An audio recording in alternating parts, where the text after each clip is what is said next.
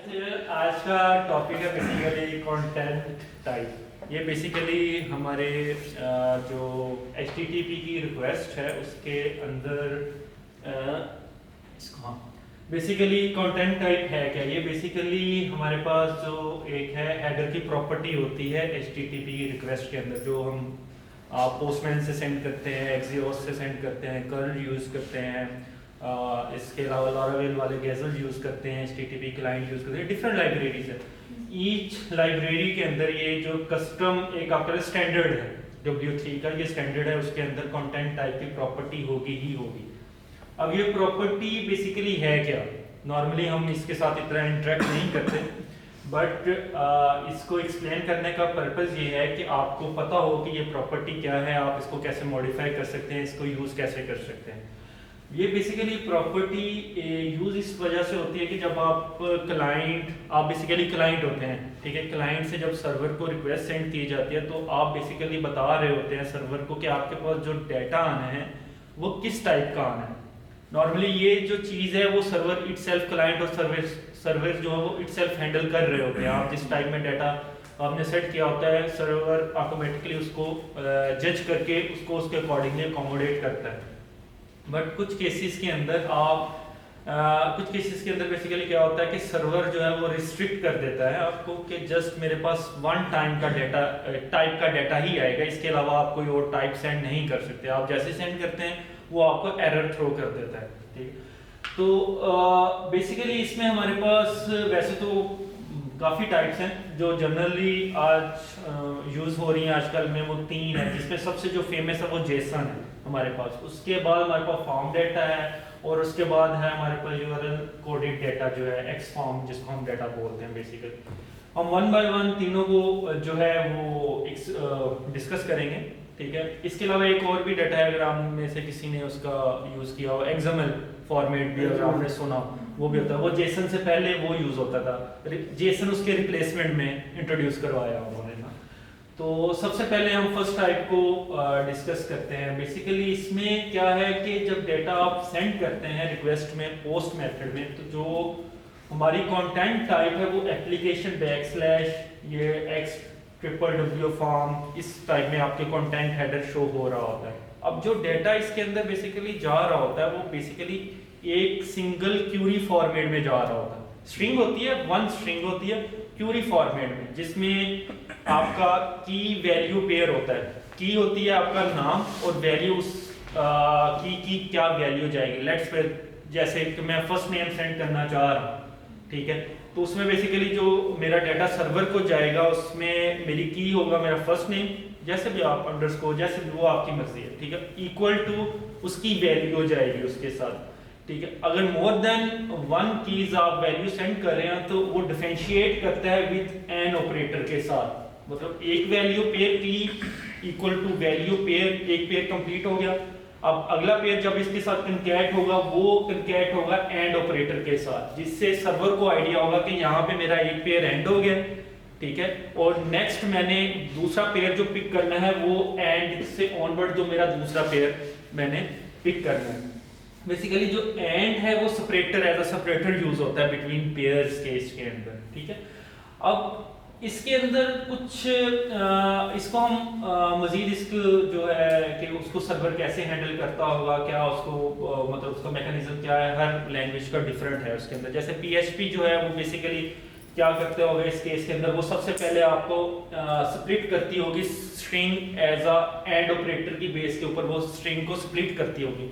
JQuery के अंदर आप स्प्लिट का फंक्शन उसको कंसीडर कर लें, जिसके वजह से स्ट्रिंग को ब्रेक डाउन किया जाता है, ठीक है। जब आपकी एक लेवल पे ब्रेक डाउन होगी देन ईच स्ट्रिंग को फिर ब्रेक डाउन करते हैं बेस ऑन इक्वल, कि इक्वल से जो 0 इंडेक्स के ऊपर आएगा वो की कंसीडर होगी, जो 1 इंडेक्स के ऊपर आएगा वो आपकी वैल्यू कंसीडर होगी। तो आपके स्प्लिशंस के ऐसे मेथड चलते हैं। PHP में डिफरेंट होगा, जावास्क्रिप्ट में डिफरेंट होगा, क्योंकि स्ट्रिंग स्प्लिट के मेथड डिफरेंट है ना हर एक के, तो उनका बिहेवियर डिफरेंट है उसके अकॉर्डिंगली, ठीक है। उसके बाद इसके अंदर जो सबसे बड़ी चीज आती है कि आप, क्योंकि एक स्ट्रिंग के अंदर आप सेंड कर रहे हैं, ठीक है, तो जैसे ही आपकी स्ट्रिंग के अंदर डिफरेंट कैरेक्टर्स भी होंगे, स्पेस आ जाएगी या कोई आप special non alphabet character use करते हैं, स्पेशल कैरेक्टर्स जिनको बोलते हैं, तो वो बेसिकली इस के अंदर उनको ट्रीट करता है एज अ परसेंटेज और 2 हेक्सा डिजिट्स के तौर पे। लाइक आप इसको ऐसे कह लें कि जैसे आपका नाम है, फर्स्ट नेम है, आप नाम देते हैं खकान अली नाम देते हैं, तो खकान और अली के दरमियान में स्पेस है, तो वो space as a hexadecimal form में सर्वर को सेंड की जाती है। ठीक है, स्पेस की जो है वो हेक्साडेसिमल जो है वो आपके डिजिट्स प्रोवाइड है, जो मतलब आप उसके केस में मतलब परसेंटेज 2C है, आई थिंक 2C है, जो स्पेस को रिप्रेजेंट करता है कि जैसे वो आपका हेक्साडेसिमल को दोबारा स्ट्रिंग में कन्वर्ट करेंगे तो वो स्पेस में कन्वर्ट हो जाएंगे। तो ठीक है, अब इस केस में क्या है, इस केस में ये होता है कि लेट्स सपोज आपकी एक स्ट्रिंग है, उसके अंदर स्पेशल कैरेक्टर्स भी हैं, स्पेस भी हैं, तो एक स्पेस आपके 3 बाइट्स का डाटा कंज्यूम कर रही है, मतलब ट्रिपल टाइम एक्सीड हो रहा है उसका डाटा। तो लेट्स सपोज आपका अगर डाटा 1 MB है और उसके अंदर आपका 500 KB जो है वो स्पेस है सिर्फ, तो उसको मल्टीप्लाई बाय 3 कर लें तो आपका कितना बनेगा, वो 1500 1.5 MB। ठीक है, और एड ऑन होगा उसके अंदर, तो आपका पे लोड टोटल कितना बन गया, 2.5 MB का पे लोड आपका बन जाएगा उसके अंदर। तो जिसकी वजह से क्या है कि जितना आपकी लार्ज रिक्वेस्ट होगी और उसके अंदर कैरेक्टर्स होंगे उतना ये उसको साइज को इंक्रीज करता जाएगा। ये एक इसके अंदर ड्रॉबैक है इस फॉर्म के अंदर। ठीक है, उसके बाद अगला नेक्स्ट है हमारे पास form data. Basically sir query string में है ड्रॉबैक की जो भी बताया था।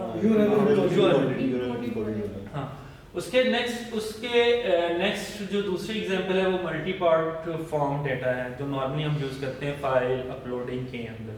ठीक है, इसके अंदर बेसिकली क्या चीज़ है, इसके अंदर भी जो डाटा ट्रांसफर होता है वो नेम और वैल्यू पेयर्स की फॉर्म में ट्रांसफर होता है, ये भी स्ट्रिंग फॉर्म में जाता है। ये एक स्ट्रिंग बेसिकली आप कह लो कि ये भी एक स्ट्रिंग ही होती है, एक तरह का कैट स्ट्रिंग होती है, मगर इसके अंदर डिफरेंस क्या है प्रीवियस से, इसमें ईच आपका जो पेयर है उसका सेपरेटेड डिफरेंट होता है। मतलब ईच स्ट्रिंग का आप कर भी सकते हैं, अगर आप सेम रखना चाह रहे हैं आप वो भी रख सकते हैं सेम। लाइक मेरा एक है, मैं फर्स्ट नेम और लास्ट नेम सेट कर रहा हूँ विद सेपरेटर ABC, कि ABC जब आएगा तो आपने जो है मेरा फर्स्ट नेम लास्ट नेम को सेपरेट करना है। नेक्स्ट मैं भेजता हूँ लास्ट नेम, अगर मैं उसका सेपरेटर डिफाइन कर देता हूँ XYZ, ठीक है, तो वो जब बैकएंड के ऊपर आप इसको कॉन्फ़िगर करेंगे, दैट मीन कि आप क्लाइंट साइड पे जब ये कॉन्फ़िगरेशन कर रहे हैं तो आपको सर्वर साइड पे भी फिर कॉन्फ़िगरेशन करनी है सेम। ठीक है, तो सर्वर जब उसको स्प्लिट करेगा तो वो जो ABC वाला वो इटसेल्फ कंसीडर कर लेगा कि ये मेरे पास फर्स्ट नेम आ रहा है, आप उसको की बताएंगे ये फर्स्ट नेम आ रहा है, और नेक्स्ट वो कहेगा कि नेक्स्ट जो मैंने स्प्लिट करनी है स्ट्रिंग वो XYZ के ऊपर करनी है। ईच पेयर जो होता है उसकी कंटेंट टाइप अपनी होती है इटसेल्फ, मतलब कंटेंट। अब इस एक कंटेंट टाइप के अंदर मल्टीपल कंटेंट टाइप्स हो सकती हैं, मीडिया टाइप जिसको आप कह सकते हैं। लाइक नेम वैल्यू पेयर आपका स्ट्रिंग जा सकता है कंटेंट में, फाइल डेटा हो सकता है, मगर आप जब फाइल अपलोड करेंगे तो उसकी टाइप चेंज होकर कंटेंट टाइप मीडिया हो जाएगी। ठीक है, नेक्स्ट अगला फिर आप नेम और पेयर देते हैं तो उसकी टाइप क्या होगी, स्ट्रिंग होगी, फॉर्म डेटा होगी। ठीक है, तो आप एक स्ट्रिंग के अंदर मल्टीपल टाइप्स दे सकते हैं इसके अंदर। ठीक है, तो इसका जो इसके अंदर जो सेपरेटर वगैरह है बेसिकली ये मैं पार्ट था सेपरेटर, ये मैं डिफाइन कर चुका हूं कि उसकी सेपरेटर ईच डिफरेंट होता है। उसके बाद एग्जांपल मैंने इसकी यहाँ पे ऑलरेडी दिया, user can set boundary separator. For example हमारे पास सबसे पहले सेपरेटर आए y, जो हमारा जो पे लोड होता है ना, उसके अंदर अगर आप उसको स्टडी करें तो उस पे लोड के अंदर सबसे पहले डबल डैश और सेपरेटर आता है जो यूजर डिफाइन करता है।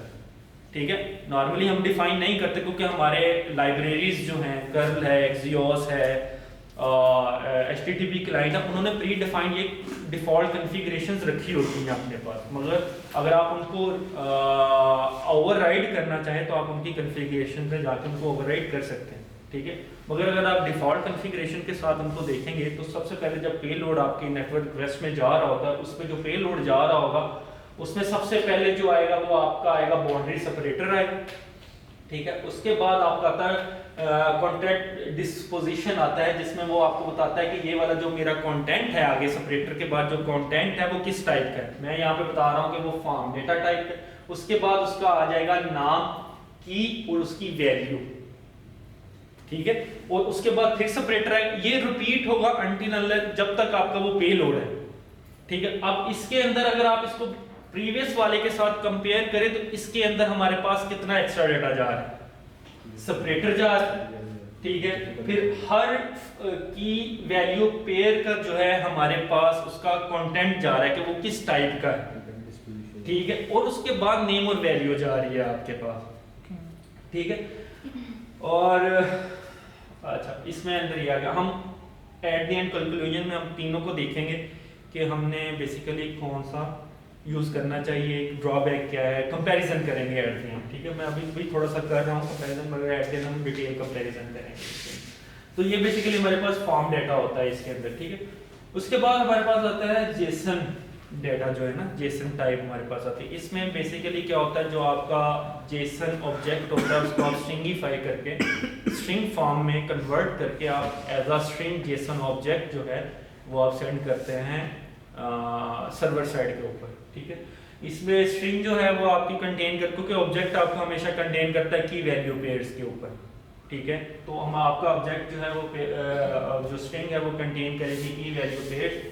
आपको कोई सेपरेटर इसके अंदर देने की जरूरत नहीं होती, क्योंकि ऑलरेडी आप उसको प्री डिफाइंड स्ट्रिंग को ही कन्वर्ट कर जेसन को ही कन्वर्ट कर रहे होते हैं स्ट्रिंग पे। और जब सर्वर के ऊपर आप उसको रिसीव करते हैं तो सर्वर को कंसीडर कर रहा होता है कि ये जेसन है मेरे पास, ठीक है। और वो आपने जो बिल्ट इन मेथड है, जैसे जावास्क्रिप्ट के अंदर जेसन फ्रेज का मेथड है, जेसन डिकोड का मेथड PHP के अंदर, वो उनको यूज करते हुए उस स्ट्रिंग को डिकोड करता है और उसको की वैल्यू पेयर्स मिल जाते हैं अपने पास।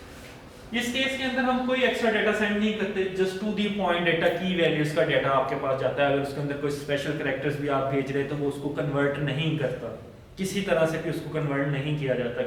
जो डेटा है एज इट इज आपको लाइक नॉन अल्फाबेट्स अगर आप कोई डेटा सेंड कर रहे हो उसको वो हेक्स में कन्वर्ट नहीं करेगा। अगर स्पेस जा रही है तो space as it is space ही रहेगी, कभी भी वो 3 बाइट्स में कन्वर्ट नहीं होगी आपके पास, ठीक है। To the point simple and to the point data आपका सर्वर साइड पे सेंड किया जाता है, ठीक है। अच्छा अब हमने इसके कंक्लूजन पे डिस्कस करते हैं कि हमने ये 3 टाइप्स यूज की है, कौन सी टाइप किस टाइम पे हमें यूज करनी चाहिए, बेस्ट अप्रोच आपकी क्या है। मतलब आप जब आप टाइप सेलेक्ट कर रहे हैं तो आपके माइंड्स के अंदर कुछ पॉइंट्स होंगे जिनको आप चूज करके मद्देनजर रखते हुए आप एक टाइप चूज करेंगे कि this type will be fit for this payload, ठीक है। अच्छा अगर तो आपके पास नॉन अल्फाबेट डेटा है, ठीक है, और आप ट्रांसफर करना चाह रहे हैं और कुछ जगह के ऊपर मैंने इसके अंदर रीड किया था कि अगर आपको साइज का इशू नहीं है तो आप फॉर्म डेटा यूज करें। मतलब नॉन अल्फाबेट्स हैं और साइज का इशू नहीं है तो आप फॉर्म डेटा यूज करें। अदरवाइज वो कह रहे थे कि जो बेस्ट है आपकी एग्जांपल बेस्ट जो आपके लिए है वो आपको है कि आप फॉर्म जो है यूनियन कोड वो यूज करें। अदरवाइज अगर आपका डाटा का इशू है, आपको साइज का इशू, तो आपको जेसन यूज करनी चाहिए। अब डाटा साइज से मेरी क्या मुराद है, ठीक है। आपके पास सपोज करें आप किसी ऐसी एरिया के अंदर हैं जहाँ पे आपका नेटवर्क बहुत स्लो है, लाइक आप नॉर्दर्न एरियाज के अंदर हैं जहाँ पे आपके ऊपर आपका नेटवर्क नहीं है, ठीक है। अब आप कोई रिक्वेस्ट कर रहे हैं अपने सिस्टम से सर्वर के ऊपर, लाइक आपने एक एप्लीकेशन बनाई है, वो एप्लीकेशन रिक्वेस्ट कर रही है, सोशल मीडिया की है, कुछ भी है, व्हाटएवर कोई भी है, ठीक है। अब वहाँ पे जो नेटवर्क है वो बहुत डाउन होता है। मतलब आप कंसीडर कर लें नाउ 2G चल रहा होता है आपके पास। अब वहाँ पे देखिए अगर वो 2.5 MB का डाटा ट्रांसफर करेगा सर्वर को तो वो कितना टाइम लेगा, ठीक है। अब वही फर्स्ट नेम अगर आप जेसन से भेज रहे हैं वो बाइट्स में डाटा होगा, उसका ट्रांसमिट में आपको कितना टाइम लगेगा। तो देन जब आप परफॉर्मेंस की बात कर रहे होते हैं एप्लीकेशन पर, वो एक आम यूजर जो बैठा हुआ लेमैन पर्सन है उसको आइडिया नहीं है इस चीज़ का कि बैकएंड पे क्या हो रहा है, मगर वो जब उसको सबमिट कर रहा है या स्क्रॉल कर रहा है उसके पास रिस्पॉन्स नहीं आ रहा तो वो आपको कहेगा कि यार ये क्या चीज़ है, परफॉर्मेंस इशू ना। वो तो कंसीडर करेगा कि परफॉर्मेंस इशू है, मगर अगर टेक्निकल पर्सन कहेगा कि अच्छा नेटवर्क डाउन है यार, पेलोड नहीं जा रहा होगा, ये रीज़न है वो रीज़न है। तो जब हम बात करेंगे परफॉर्मेंस ऑप्टिमाइजेशन की तो हम में जो हमारी HTTP की रिक्वेस्ट हमारे सिस्टम से आउट हो रही है हमने उनको भी कंसीडर करना होता है उसके अंदर कि आप पेलोड भेज रहे हो, कितना पेलोड जा रहा है, कुछ एक्स्ट्रा डाटा तो नहीं जा रहा हमारे पेलोड के अंदर, ठीक है। अगर एक्स्ट्रा जा रहा है तो हमें उसे कट डाउन करना है वहां से, ताकि हम बैंडविड्थ को बेसिकली सेव कर सकें, अपने पेलोड को जो है वो सेव कर सकें, ताकि आप lowest in bad network condition के अंदर भी जो है वो आपकी एप्लीकेशन जो है वो स्मूथ लाइन चले। इसकी बेस्ट एग्जांपल मैं आपको देता हूँ। साउंड क्लाउड यूज़ करते होंगे आप लोग अक्सर।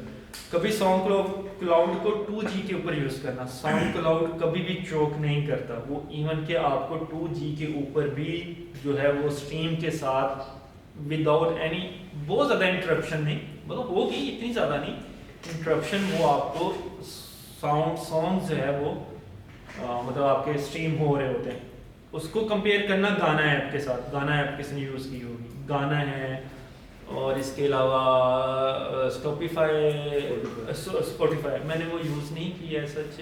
गाना है, एक गाना में बेसिकली जियो सावन, हाँ वो भी मैंने यूज़ नहीं किया। गाना जो है वो एज कम्पेयर टू साउंड को अगर गाना को देते, गाना अगर 4G के ऊपर भी है ना तो वो चोक करती है, ठीक है। नेटवर्क स्ट्रीम मतलब लोड लेती है। अब डोंट नो, जो मेरी फर्स्ट थिंकिंग वो यही है कि वो एक्स्ट्रा पे लोड बहुत भेज रहे होंगे और वो रिसीव कर लेंगे कुछ एक्स्ट्रा। मे भी पॉसिबिलिटी है कि वो एड्स भी रन कर रहे हो बैक पे, ठीक है। एड्स का पे लोड भी, मेरी हर एक्टिविटी भी नोट कर रहे हो साथ में कि अच्छा किस स्क्रीन पे उसका पे लोड भी जा रहा, सही।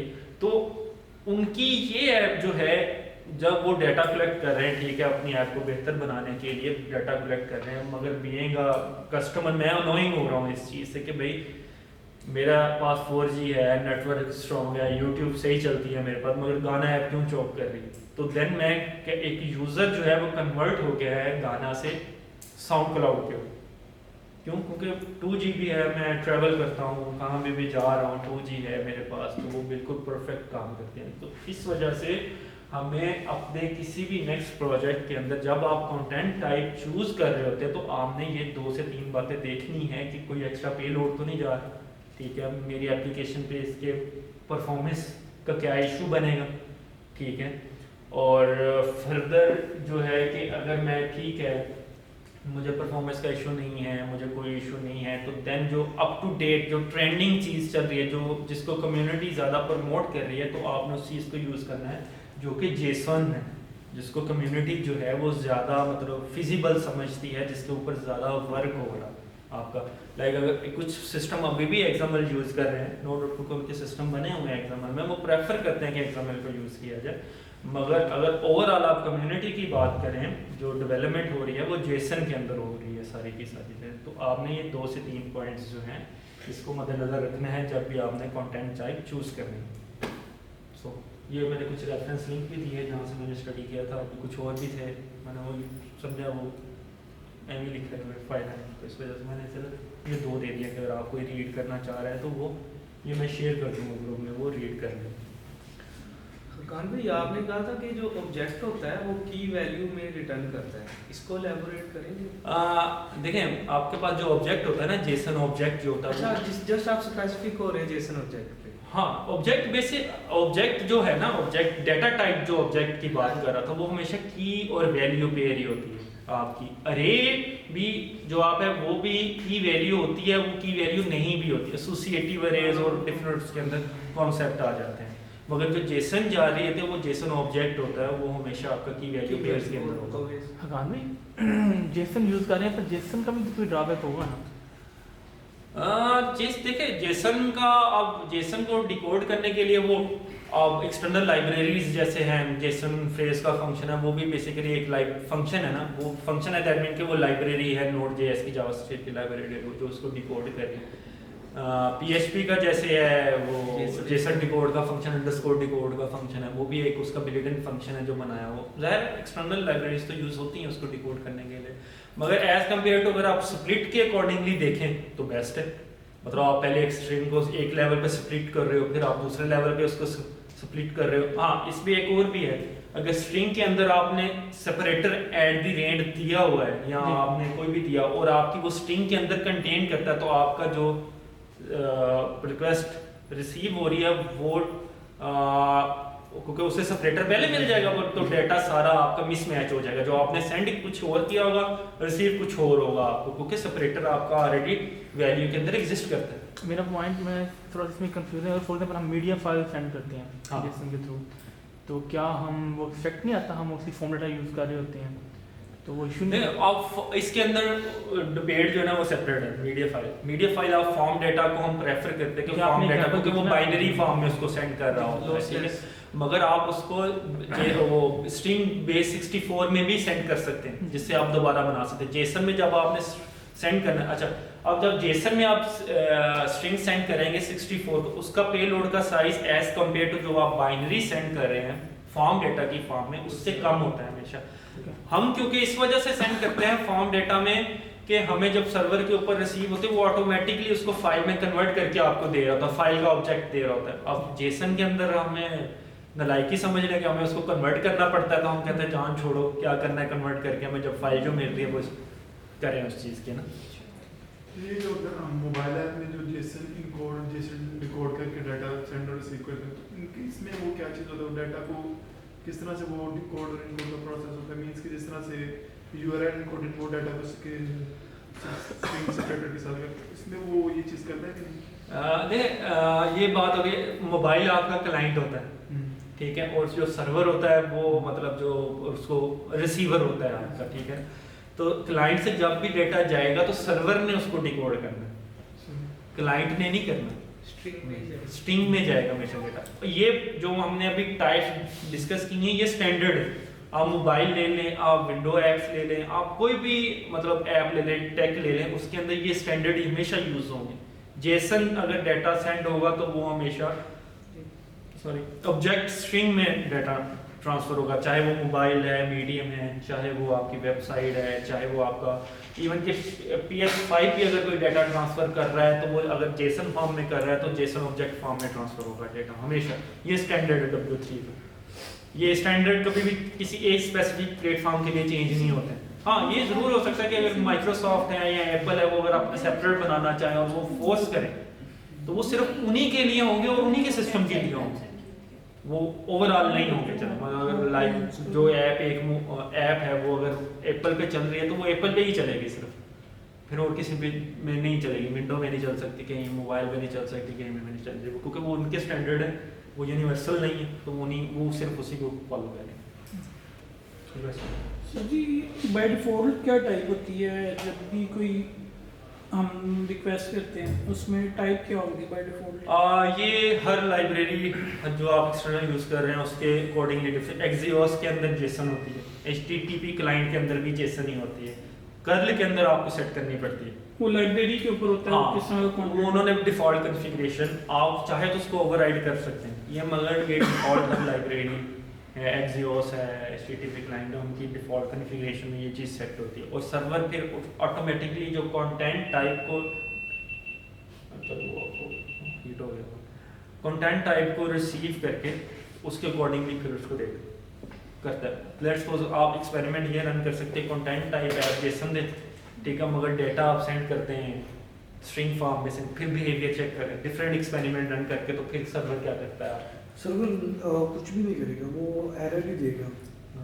वो कोड को अंडरस्टैंड नहीं, डेटा को Status मतलब एक्सपेरिमेंट रन करना है ना, मतलब अगर अच्छा मैं ये कर लूं तो मैं कर लूं, एक्सपेक्ट कर रहा था यू इनकोडेड, मैंने उसको फॉर्म डाटा में दिया तो उसने एरर थ्रो किया।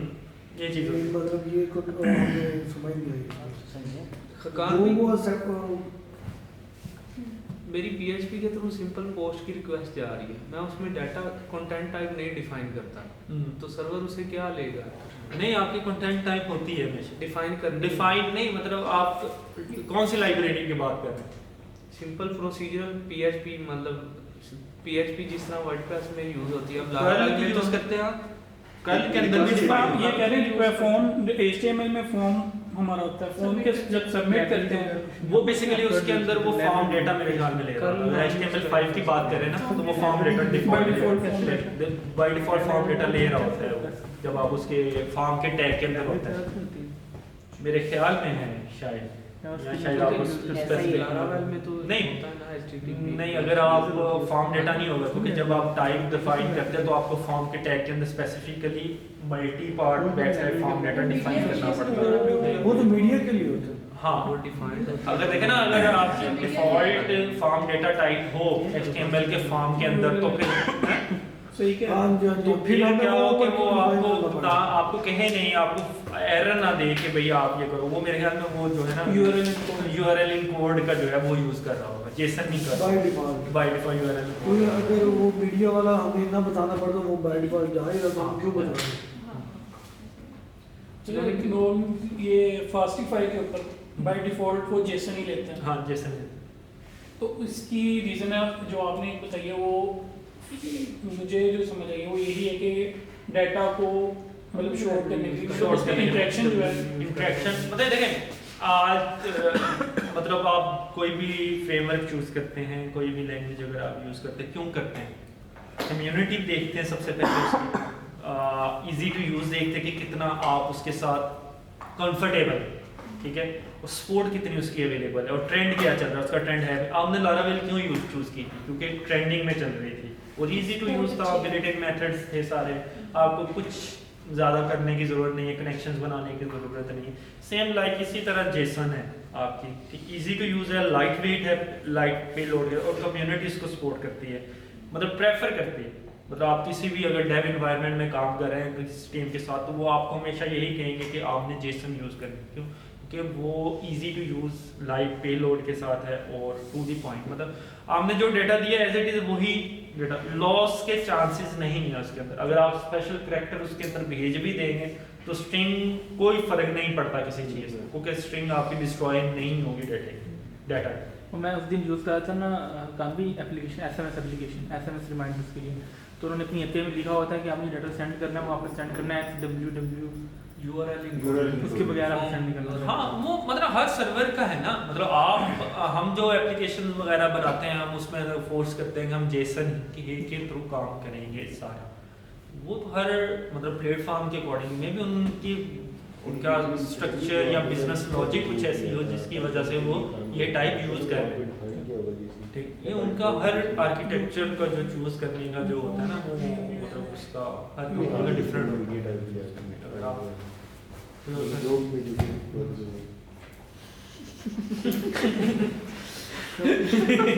भैया ये भैया ये साल वो बड़ी खुशी हो रही है जितनी क्लास में सर ये जो भी आपने बताया कि सेपरेटर यूज़ करते हैं वो जो इसमें, तो वो जो स्पेस को ट्रिपल टाइम वो कंसीडर करता है, तो उसमें क्या वो हमारा स्टोरेज का प्रॉब्लम होता है या वो रिस्पॉन्स टाइम में टाइम लगता है?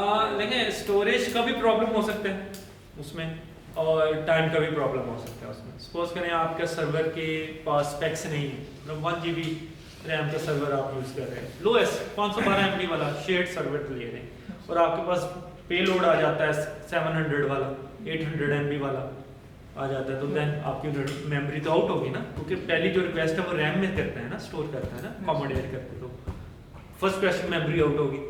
दूसरा ये है कि 700 MB का पेलोड अपलोड होने में कितना टाइम लगेगा, आप पाकिस्तानी नेटवर्क के ऊपर है। सपोज करें आप नॉर्दर्न एरिया में जहाँ पे एक सिग्नल आ रहा है 2G है, तो 700 MB कैसे अपलोड हो गई, तो वो फिर इस वजह से जो है हम मतलब देखें एक अच्छे एनवायरनमेंट में जब आप बैठे हुए हैं, आपके पास 100 MB प्लस का कनेक्शन है, कोई टेंशन वाली बात ही नहीं, रिस्पॉन्स आपको ऐसे आएगा जैसे मतलब आपने क्लिक किया रिस्पॉन्स है आपके पास। आप वर्स्ट केस को स्टडी करें कि कुछ एरियाज हैं, रिमोट एरियाज हैं, आपके कुछ ऐसे एरियाज हैं जहाँ पे नेटवर्क के इशू है, वहाँ पे यूज़र, आपने उस यूज़र को भी कंसिडर करना है कि हमारा ये यूज़र भी है, तो उसको आप कैसे अकोमोडेट करें, फिर तो आपकी एप्लीकेशन चलेगी। वजीराबाद हो गया, लियारी, हाँ मतलब आप किसी भी चले जाओ यार, आप लाहौर से बाहर निकलो, लाहौर से बाहर निकलो, ओकाड़ा से आगे आपके यूफोन का तो 4G बंद हो जाता है, सिग्नल मतलब खत्म हो जाता है, उस साहिवाल से आगे जाओ तो 2G भी आ जाता है, तो ये है सिचुएशन यहाँ पे। तो आपको ये सारी चीजें, इसी वजह से मैंने आपको साउंड क्लाउड की एग्जांपल दी, तो मैं रियल टाइम पे ये इशू फेस कर चुका हूँ, रियल टाइम पे मैं ये इशू फेस कर चुका हूँ जिसकी मैंने आपको एग्जांपल दी। अच्छा फॉर एग्जांपल हम सब नेटफ्लिक्स चला रहे होते हैं, तो हमारे बाकी स्ट्रीमर से तेज होते हैं, वो भी ठीक है, हमारे लो इंटरनेट पे भी नेटफ्लिक्स ही चल जाता है, बाकियों के यूट्यूब भी नहीं चल रही होती वहाँ, हाँ, वो चल वो रहा भी है। जेसन हो गया। मतलब वो तो डिफरेंट उन्होंने फिर चीज़ें भी यूज़ की होती है ना, मतलब वो देखते होंगे आपको नेटवर्क को मॉनिटर कर रहे होते हैं, कुछ सिस्टम्स ऐसे होते हैं वो कर रहे होते हैं, मतलब नेटफ्लिक्स भी कर रहा होता है कि मतलब कनेक्ट हो गया नहीं हो गया, अच्छा नेटवर्क की क्या स्पीड है, तो उसके अकॉर्डिंगली पेलोड कम ज़्यादा कर देते हैं, मतलब कुछ एक्स्ट्रा चीज़ें बंद कर देते हो, लाइक जो आपको मॉनिटर कर रहे होंगे कि अच्छा ये एक वीडियो अगर आप देख रहे हैं, एक आया था सीजन आया था, अगर आपने गैम्बलिंग का सीजन एक लॉन्च किया था नेटफ्लिक्स ने ना, अगर आपने वो देखा, उसका नाम मुझे बोल गया, गैम्बलिंग से रिलेटेड था वो सीजन पूरा।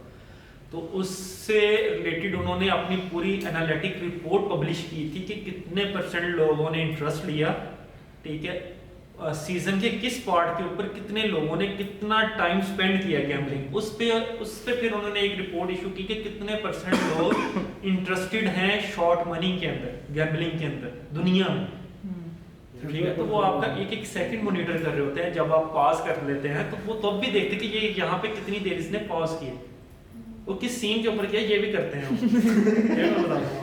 तो कभी कभी बंदा जा रहा है तो पास करके काम अपना कर जाता है, तो वो वो क्या समझेंगे?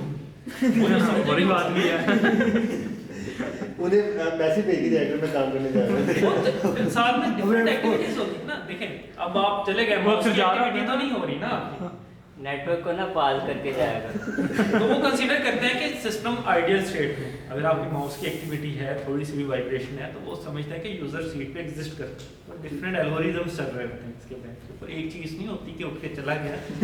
और शॉर्ट बने में मेरा 100% तो आया। ये तो हम आइडिया नहीं है, उन्होंने मतलब उसकी मैंने एक रिपोर्ट उनकी रीड की थी, तो कि उन्होंने एनालिसिस किया आपको इतना वो डीप डाउन तक जो है वो मॉनिटर कर रहे होते हैं। यानी कि फिर लोड नेटवर्क पे वही एक्टिविटीज कम कर देते होंगे। सर इसको हम डायनामिक कर सकते हैं, अगर कंडीशन बेस है, अगर मेरे पास नेटवर्क अच्छा है तो जैसे में आता है, जैसे ही कुछ भी इशू होता है तो वो कन्वर्ट हो जाए। हाँ, जब तक आपकी स्टैंडर्ड है ना, लाइक आप फार्म डेटा के अंदर सेपरेटर अगर स्टैंडर्ड रखा हुआ है जो ऑलरेडी प्री डिफाइन है, मतलब सर्वर साइड पे भी वही है, क्लाइंट साइड पे भी वही है, और यूआरएल कोड के अंदर भी सेपरेटर सेम है सर्वर, तो आप टाइप जैसे मर्जी स्विच करें, फर्क नहीं पड़ता आपको, क्योंकि आपकी सर्वर कॉन्फ़िगरेशन तो चेंज नहीं हो रही ना। मतलब आप कंटेंट टाइप के अंदर उसको फॉर्म डेटा भेजेंगे तो उसको फॉर्म डेटा की तरह ट्रीट कर लेगा, अगर आप वो जेसन भेजेंगे तो उसको जेसन की तरह ट्रीट कर देंगे, क्योंकि ये तो फ्रेमवर्क इटसेल्फ आपको हैंडल करके देते हैं सारी चीजें। ये तब इशू आता है जब थर्ड पार्टी को API हम यूज कर रहे होते हैं, तो वहाँ पे कभी कभी वो स्पेसिफिक वो बता वो देता है स्पेसिफिक कर देते हम हैं, सर्वर पे इसी फॉर्म का डाटा हमें चाहिए, इसके अलावा वो तब मेरा इशू करना। हाँ तब issue। मैं प्लेटफॉर्म से अच्छा सर, जब हम लोग बेनिफिट परचेज करते हैं तो हम लोग मतलब मैंने कई जगह पर देखा कि जो बेनिफिट हम लोग उसके लिए परचेज कर रहे हैं वर्डप्रेस के लिए, तो हम लोग कुछ अच्छी बेनिफिट परचेज करते हैं क्योंकि उसकी स्पीड लिखी होती है। हाँ मतलब नोड.जेएस के लिए ले रहे हैं तो लो भी उधर चल जाता है काम। ठीक है। तो सर मतलब हम लोग इसके ऊपर डिपेंड करते हैं कि हम लोग पीछे रिक्वेस्ट वगैरह क्या यूज हाँ। कर रहे हैं, क्या टाइप्स यूज किए हैं, उसकी बेस पे बेनिफिट को हम लोग परचेज करते हैं, या हम लोग ज़्यादा जरूरी ये समझते हैं कि बेनिफिट हम ले ही अच्छी। नहीं, बैंडविड्थ हमेशा आपकी आर्किटेक्चर के ऊपर बाय होती है कि आपका सिस्टम क्या है, नंबर ऑफ रिक्वेस्ट क्या है, कितना लोड कितना है आपके सिस्टम पे, वो सिस्टम आर्किटेक्चर लेवल के ऊपर चीज़ है, उसको हम डिस्कस करेंगे ये सारी चीज़ें ना, कि अगर आप नहीं मतलब मैं ये पूछना चाह रहा था कि इस रिक्वेस्ट की बात हुई है कि जेसन रिक्वेस्ट जा रही है, मतलब इस तरह की रिक्वेस्ट है, इसकी बेस पर हम लोग डिसाइड करते हैं या ओवरऑल आर्किटेक्चर देखा जाए ट्रैफिक कितनी आनी है ये वो। देखिए ओवरऑल आर्किटेक्चर में भी तो आपके ये जेसन डेटा टाइप्स वगैरह कंसीडर होंगी ना, मतलब अगर आप कंसीडर करते हैं कि अगर 1000 रिक्वेस्ट आएंगी तो कितना पे लोड होगा, ठीक है।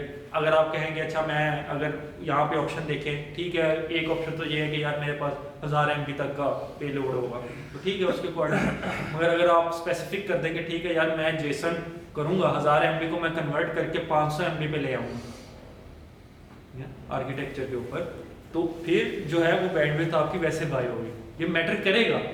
हम नहीं कंसीडर करते अभी, बहुत सारे पाकिस्तान में बहुत सारे सॉफ्टवेयर हाउस ऐसे हैं जो सिर्फ डेवलपमेंट पे फोकस करते हैं, इस चीज़ को कंसीडर नहीं करते। ये चीज़ें वो हैं जब आप आर्किटेक्चर लेवल के ऊपर जाते हैं, जब आपसे क्वेश्चनिंग होती है, जब आपको कहा जाता है कि इसको ऑप्टिमाइज करो, इस चीज़ को ऑप्टिमाइज करो, तो फिर आपने उसका एक एक चीज़ जो है वो अपने देखनी होती है। इवन कि अगर आपने लूप विद इन लूप भी लगाया, आपको वो भी कंसीडर करना होता है कि वाई 2 दफ़ा लूप क्यों है, मुझे एक लूप में काम करना है। ये चीज़ें फिर ऑप्टिमाइजेशन लेवल के ऊपर आती है। तो अगर आप स्टार्ट से आप इस चीज़ को कंसीडर करके चलेंगे तो देन आपको एंड लेवल पे ऑप्टिमाइजेशन का जब कहा जाएगा तो आपके पास पॉइंट्स कुछ क्लियर हो गया ऑलरेडी कि अच्छा मैंने ये पूरे एप्लीकेशन में जेसन यूज की है, एक्स्ट्रा डेटा मैं नहीं भेज रहा, ठीक है, मैंने कोशिश की है कि फॉर लूप्स मैं ज़्यादा यूज़ ना करूँ, इफ लगाई है, कोशिश करूं कि एल्स ना यूज करूं ज़्यादा रिटर्न, कोई एक्स्ट्रा स्टेटमेंट एग्जीक्यूट ना करवाऊं, कोई एक्स्ट्रा ऑब्जेक्ट्स मैं ना बनाऊं,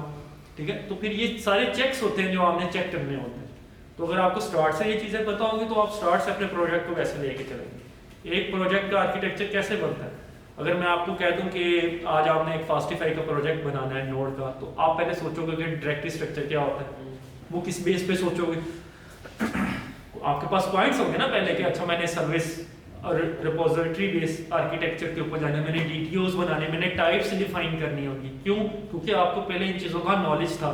अब कंसीडर करें जब आप नए आए थे, लेमैन थे, आपको पता ही नहीं था कि व्हाट इज डीटीओ टाइप्स, तो आप वैसे ही डिफाइन कर देते थे, एनी टाइप लिख देते थे, क्योंकि आपको पता नहीं था। अगर अब आपको पता है तो आप ये चीज़ इंप्लीमेंट करो, ठीक है। तो नेक्स्ट जब इंप्लीमेंट करोगे, जब नेक्स्ट ऑप्टिमाइजेशन की बात आएगी तो आप पॉइंट्स अपने क्लियर करोगे, अच्छा मैंने ये वाले पॉइंट्स जो है वो मैंने क्लियर कर दिए। नेक्स्ट कुछ और पॉइंट्स होंगे जो हम इन फ्यूचर डिस्कस करेंगे, तो वो भी इंशाल्लाह आपके क्लियर हो जाएंगे।